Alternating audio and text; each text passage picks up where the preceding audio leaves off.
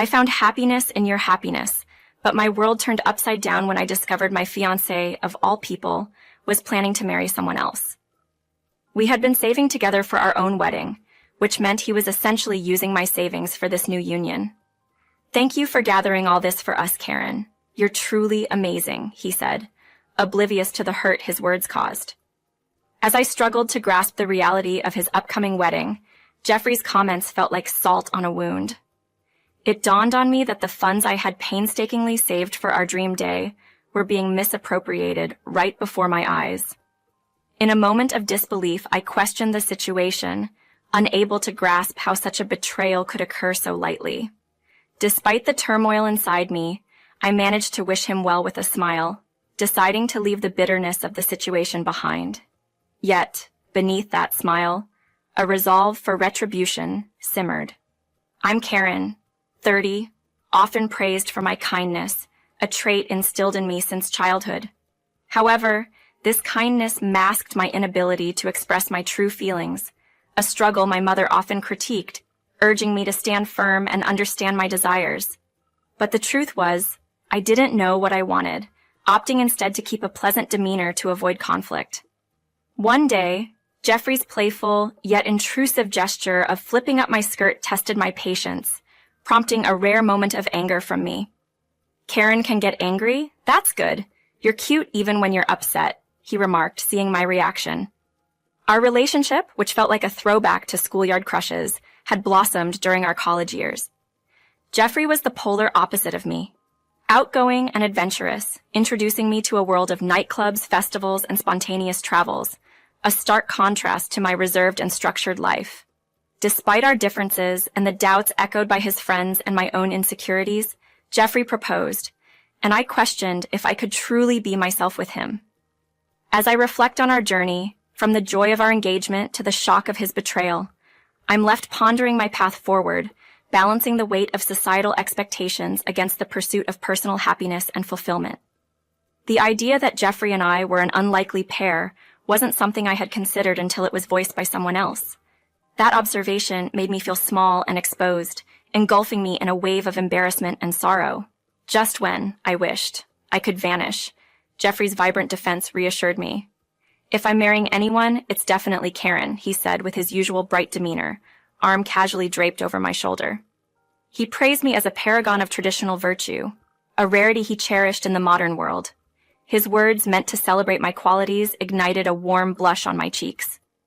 As the night wore on, surrounded by friends in Jeffrey's cozy apartment, the atmosphere was alive with laughter, songs, and the clinking of drinks. But as conversations dipped into personal territory, discomfort began to shadow my tipsy state. The banter took a turn for the worse when Jeffrey, egged on by his friends, started to share intimate details despite my silent protests. His friends teased him about his control, or lack thereof, suggesting he was too tame around me. Jeffrey, fueled by bravado and alcohol, brushed off the jabs, even flirting openly with another woman, insinuating he was free to seek pleasure elsewhere. The jest about not being married yet, so it wasn't technically cheating, struck a nerve. Jeffrey's actions, far from humorous, suggested a betrayal of our trust. In an attempt to defuse the situation, I suggested he had had enough to drink, hoping to pull him away from the brink of a mistake. Yet, as one friend playfully chided Jeffrey for his behavior, suggesting fidelity should be a given, married or not, the evening took another turn. In a moment of drunken clarity, Jeffrey retrieved a marriage certificate from a drawer, the same one we had excitedly signed after his proposal. Waving it for all to see, he proclaimed his love and commitment to me alone, vehemently denying any intention of infidelity. This declaration, though marred by inebriation, momentarily elevated the mood. Our friends, witnessing this gesture, erupted in cheers and congratulations. Despite the night's chaotic swing of emotions, Jeffrey's public affirmation of our upcoming marriage, scheduled for October 15, with plans to cohabit thereafter, was a poignant reminder of our commitment. Amidst the revelry and the missteps, that moment of acknowledgement held a promise of a shared future, albeit shadowed by the complexities of trust and fidelity. The joy I felt was fleeting, cooling quickly as Jeffrey, without a second thought, tucked our marriage certificate into his pocket and left with a group of friends in tow. I remained behind, surrounded by others, not realizing this choice would soon lead to regret. Barely moments after their departure, Jeffrey and his crew returned, bursting with an energy that felt misplaced. To my astonishment, they had gone out and officially filed our marriage certificate, a rash act driven by drunken whimsy, breaking our shared vision of visiting the office together. The aftermath left me in silence, cleaning the remnants of the previous night's chaos.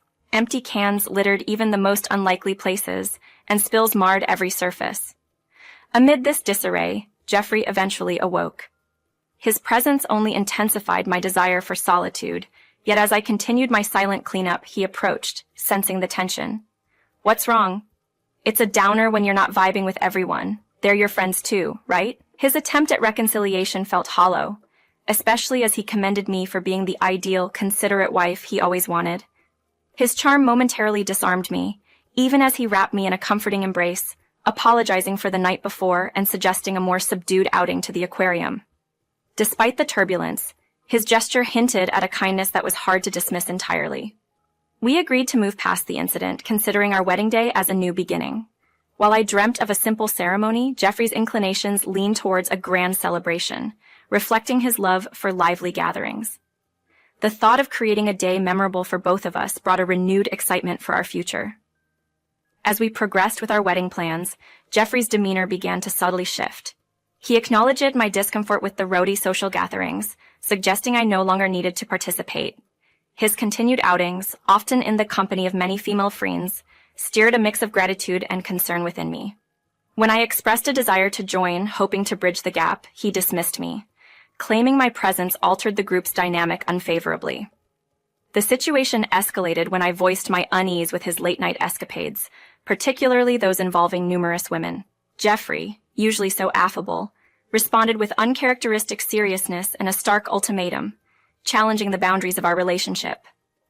This confrontation laid bare the tensions between us, revealing the complexities of navigating trust, independence, and partnership as we stood on the threshold of marriage. I kept silent, pondering deeply. Is this the right path forward? Is getting married the correct choice? Even my mother, whom I hadn't approached for advice, began to express her concerns, perhaps noticing my growing unease. "It's all right," I reassured her with a forced smile. Yet she wasn't convinced. "He seems nice and sociable, but Karen, you know him best." "Something seems off," she advised, emphasizing the importance of being fully aware of who Jeffrey really was before proceeding with the marriage. Despite her warnings, I cut her off, defending Jeffrey's allure and the new experiences he brought into my life. I also reassured her about the wedding expenses, insisting on my independence and determination to not burden her. In my attempts to alleviate my mother's worries, I reminded myself and her that I was no longer a child needing guidance. I was confident that Jeffrey and I would navigate our future together without issue.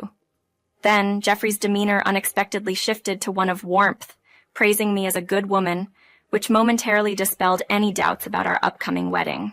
However, my confidence was shattered one Friday when I received an unexpected call from one of Jeffrey's friends inviting me to a celebration. Assuming it was another party, I hurried to the location provided, only to be met with a shocking scene. Jeffrey, dressed as a groom, was in the midst of a wedding celebration with Amanda, a friend I remembered him being overly familiar with at a previous party. As I stood frozen at the entrance, one of his friends joked about my late arrival, while Jeffrey, seeing me, mockingly referred to me as an uninvited guest. The reality of their wedding hit me hard as I absorbed the laughter and joy around them. Confronting Jeffrey, I was met with cruel laughter and dismissive comments, indicating he saw our relationship as nothing more than a convenience, fueled by manipulation and financial gain.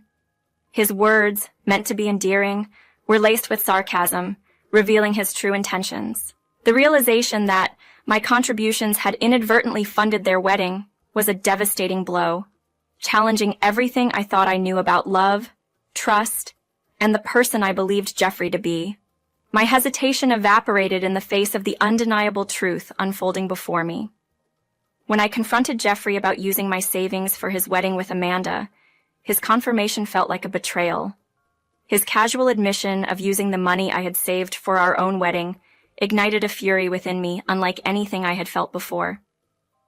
Jeffrey's justification, that since I was saving for our shared future, the money was as much his as mine, was a bitter pill to swallow. His gratitude, dripping with insincerity, mocking my generosity and trust. In that moment, any affection I had for Jeffrey transformed it into disdain. His cluelessness when I pointed out the impossibility of his marriage to Amanda, given our own plans, only added to the surreal nature of the situation. The wedding, which seemed more like an elaborate party than a solemn ceremony, was jarring, especially with me standing out in my casual attire among the well-dressed guests. Encountering Jeffrey's parents, who had met me as their future daughter-in-law, and receiving their scornful looks, only highlighted the farce of Jeffrey's character and the company he kept. Leaving the wedding, I masked my hurt with a smile, silently promising retribution. Not long after, I found myself outside Jeffrey's apartment, anticipating his return.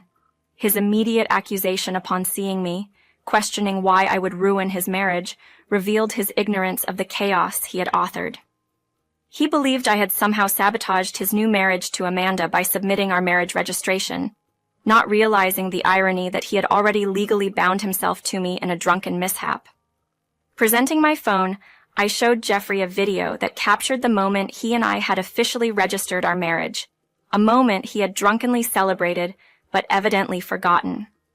The realization hit him hard as he watched the evidence of his actions, a moment meant to be a lifelong commitment to me, reduced to a forgotten episode in his haze of celebration. This video, briefly shared on social media by a friend and destined to disappear, served as a stark reminder of Jeffrey's irresponsibility. As he absorbed the reality that, in the eyes of the law, he and I were married, the weight of his choices began to down on him. The whimsical act he thought would make for an amusing tale was now a binding legal truth, leaving us entangled in a mess of his own making. Having saved that video was my small victory in the whirlwind of deception that unfolded. I never thought Jeffrey could forget something as significant as our marriage. The saying, "Love is blind," rang true. But in my case, it was more about being blinded by an illusion. Jeffrey, once the life of the party and seemingly full of charm, was revealed to be nothing more than a carefree, irresponsible individual.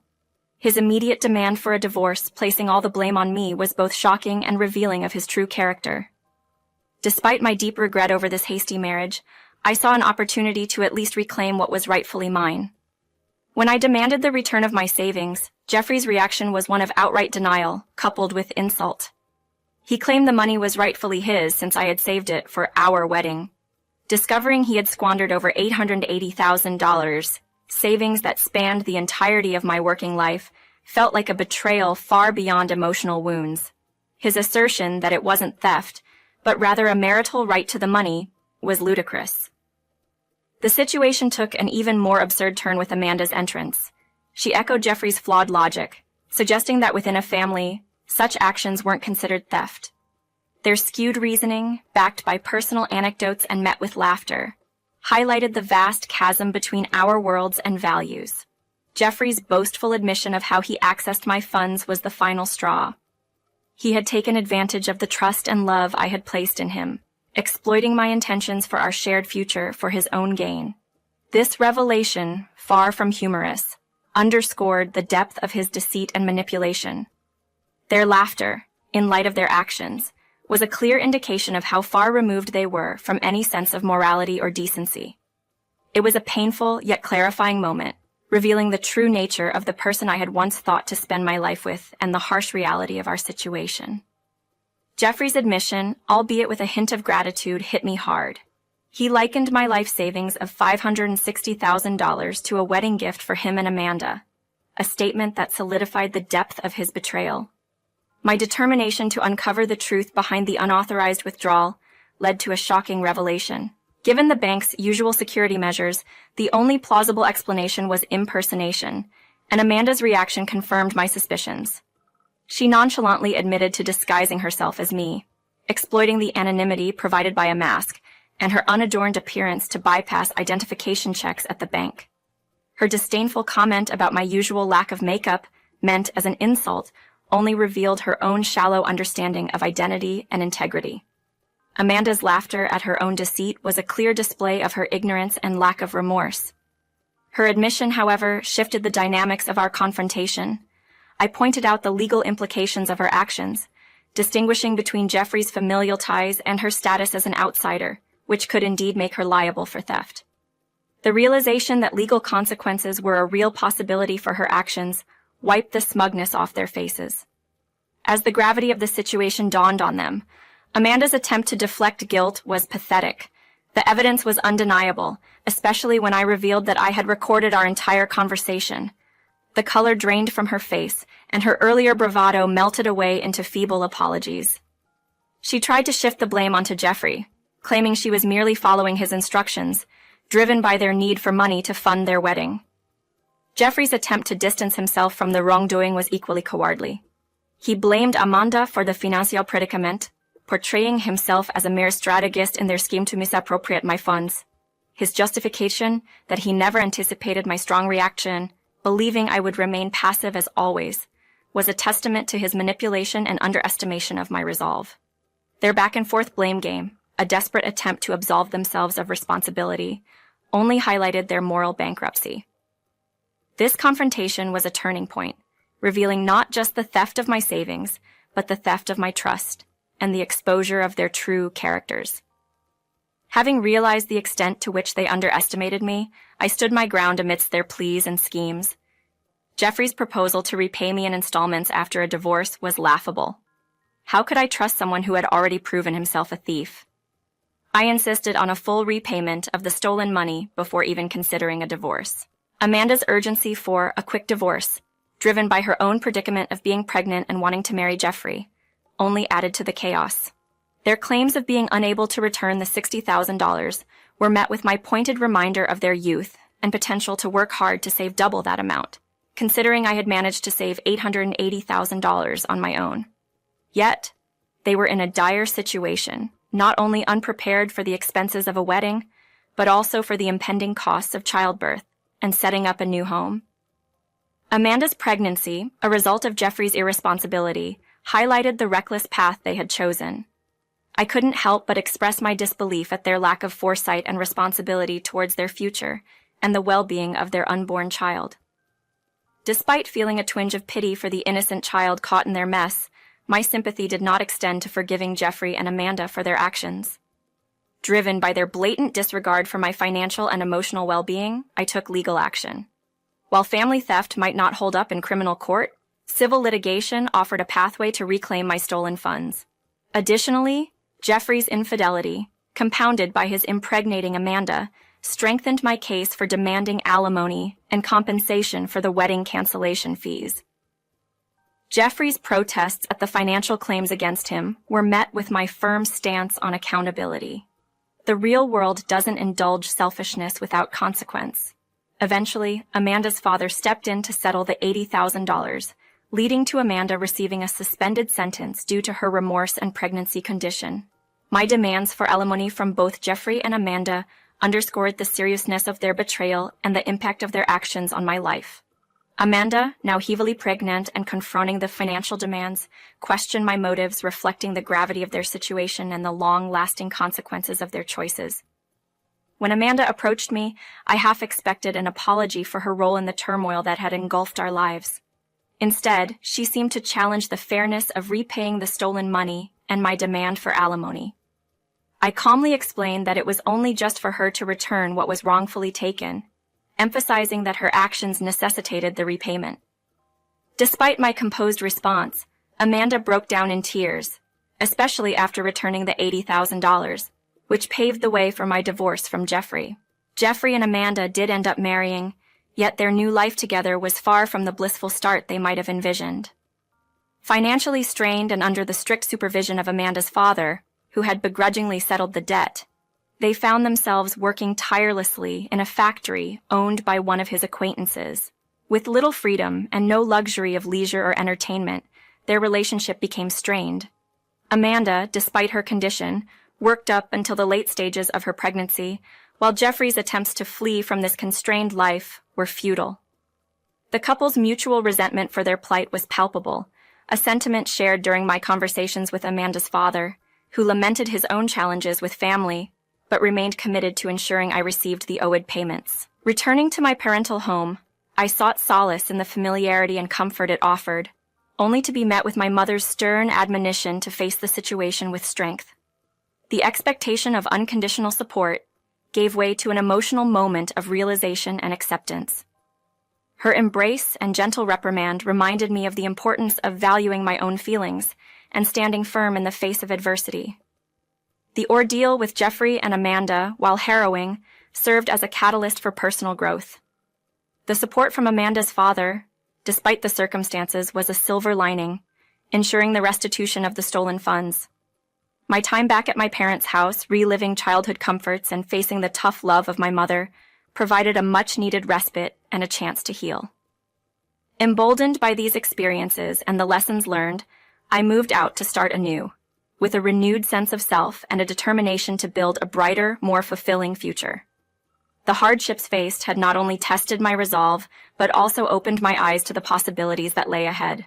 With a fresh perspective and a heart open to new beginnings, I looked forward to the journey of rediscovering myself and eventually creating a new family grounded in trust, respect, and love.